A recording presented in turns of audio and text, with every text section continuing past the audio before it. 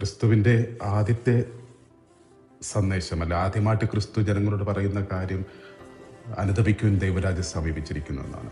Repent, the kingdom of God is at hand.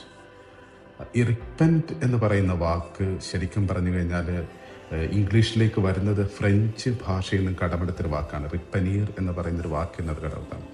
റിപ്പനീർ എന്ന് വെച്ച് കഴിഞ്ഞാൽ വി ഫീൽ സോറി എന്നുള്ളതാണ്. റിഗ്രറ്റ് ചെയ്യുക, സോറി, ക്ഷമിക്കുക, അങ്ങനെയുള്ളൊരു പദമാണ് ഉപയോഗിക്കുന്നത്. നമ്മൾ തെറ്റിനെ കുറിച്ച് കുറ്റബോധം തോന്നുക എന്ന് പറയുന്ന അർത്ഥത്തിലാണ് റിപ്പനീർ ഉപയോഗിക്കുന്നത്. പക്ഷേ അതിൻ്റെ മൂലകം ഗ്രീക്ക് ഭാഷയിൽ നമ്മൾക്ക് കിട്ടുന്നത് മെറ്റനോയ എന്നൊരു പദമാണ്. മെറ്റനോയ എന്നൊരു പദമാണ്. ഈ മെറ്റനോയ എന്ന പദത്തിന് റിപ്പന്റ് എന്ന് പറയുന്ന വാക്കുമായിട്ട് വലിയ ബന്ധമില്ല. കാര്യം മെറ്റനോയിക ട്രാൻസ്ലേറ്റ് ചെയ്തപ്പോഴത്തേക്കും തത്തുല്യമായൊരു പദം ഇംഗ്ലീഷ് ഇല്ലാത്തത് കൊണ്ടാണ് അവർ മെറ്റനോയക്ക് പകരം റിപ്പനീർ, റിപ്പൻറ്റൻസ് എന്ന വാക്ക് ഉപയോഗിക്കുന്നത്. മെറ്റനോയ എന്ന വാക്കിൻ്റെ അർത്ഥം ഫീൽ സോറി എന്നല്ല.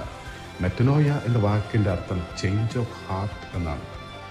ഹൃദയത്തിൻ്റെ മാറ്റം എന്നൊരർത്ഥത്തിലാണ് മെറ്റനോയ ഉപയോഗിക്കുന്നത്. മലയാളത്തിലേക്ക് ട്രാൻസ്ലേറ്റ് ചെയ്യുമ്പോഴത്തേക്കും രണ്ട് വാക്കുകളുണ്ട്: അനുദപിക്കുക, മാനസാന്തരപ്പെടുക. അനുദപിക്കുക എന്ന് വെച്ച് കഴിഞ്ഞാൽ ഈ റിപ്പൻറ്റ് അതിൻ്റെ ഒരു ട്രാൻസ്ലേഷനാണ്. പക്ഷേ മാനസാന്തരപ്പെടുക എന്ന് വെച്ച് കഴിഞ്ഞാൽ മെറ്റനോയുടെ ട്രാൻസ്ലേഷനായിട്ട് വരും. മെറ്റനോയായിട്ട് ബന്ധപ്പെട്ട് കിടക്കുന്നൊരു ഭാഷ മാനസാന്തരപ്പെടുക എന്നുള്ളതാണ്. മാനസാന്തരപ്പെടുക എന്ന് വെച്ച് കഴിഞ്ഞാൽ ഹൃദയത്തിൻ്റെ മാറ്റമാണ്, മനസ്സിൻ്റെ അന്തരമാണ്, മനസ്സിൻ്റെ മാറ്റത്തെക്കുറിച്ചാണ് പറയുന്നത്.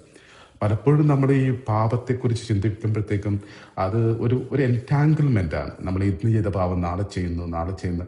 പക്ഷെ നമുക്ക് ആവശ്യമായിട്ടുള്ളത് മാനസാന്തരപ്പെടുക എന്നുള്ളതാണ്. മനസ്സിൻ്റെ മാറ്റമാണ്, പുതിയ രീതിയിൽ കാര്യങ്ങൾ ഉൾക്കൊള്ളാനുള്ളൊരു കഴിവാണ്, പുതിയൊരു കാഴ്ചപ്പാട് സ്വന്തമാക്കുന്ന രീതിയാണ്, പുതിയ ഒരു മനുഷ്യനായിട്ട് മാറുക എന്നുള്ളതാണ്.